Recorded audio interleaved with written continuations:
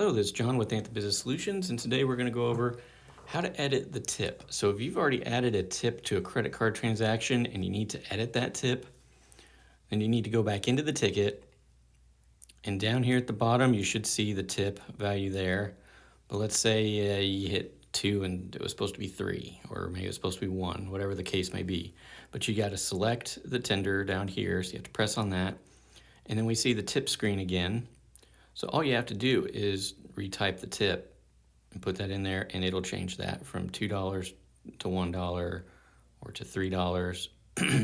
Now sometimes you might get this tip amount is greater than 50% of the transaction. So that's all that was warning me about.